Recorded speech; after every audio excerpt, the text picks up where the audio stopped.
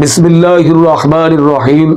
आज शब कदर की रात है और शब कदर की रात हम बिस्तरी करने के फ़ायदे क्या हैं, हम बिस्तरी करने से क्या मिलता है।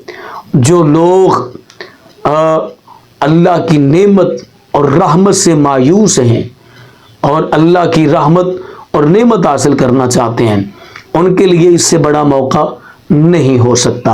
आपने शब कदर की रात हम बिस्तरी करने के फ़ायदे बताएंगे, लेकिन उससे पहले गुजारिश है कि अगर आपने अभी तक चैनल सब्सक्राइब नहीं किया तो मेरे चैनल को कर लें सब्सक्राइब और बेल आइकन को दबा लें, ताकि इस तरह की लेटेस्ट और नई से नई वीडियोस आप तक बआसानी और बर वक्त पहुँच सके।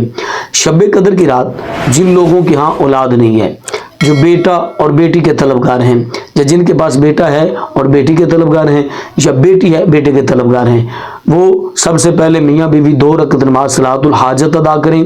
और सलातुल हाजत अदा करने के बाद अल्लाह के हुजूर दुआ करें और नबी अकरम सल्लल्लाहु अलैहि वसल्लम की दात अक़दस पर कसरत के साथ दुरूद व सलाम पढ़ें और रब्बी हबली मिनस सालिहीन रब्बी ला तज़रनी फ़र्दन व अंत खैरुल वारिसीन कसरत के साथ पढ़ें।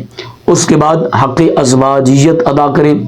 हक़ अज़वाजियत अदा करने के बाद यानी कि हम बिस्तरी करें, हम बिस्तरी करने के बाद फिर वो गुस्ल जनाबत करें। गुस्ल करने के बाद फिर नमाज तहज्जुद अदा करें। नमाज तहज्जुद के कम अज़ कम नफल 2 हैं, ज़्यादा से ज़्यादा जितना पढ़ना चाहें पढ़ सकते हैं। फिर उसके बाद अल्लाह के हुजूर दुआ करें, नेक सालिया फर्मा बरदार औलाद के लिए दुआ करें। तो जब आप दुआ करेंगे तो गिरियाजारी के साथ कीजिएगा, गिड़गिड़ा के दुआ कीजिएगा। तो इंशाअल्लाह अज़्ज़ा वजल इस रात के सदके अल्लाह ताला नेक सालिया बेटा और बेटी अता फरमाएगा। दूसरे लोगों को भी इस अमल का बताइएगा। अल्लाह हाफिज़।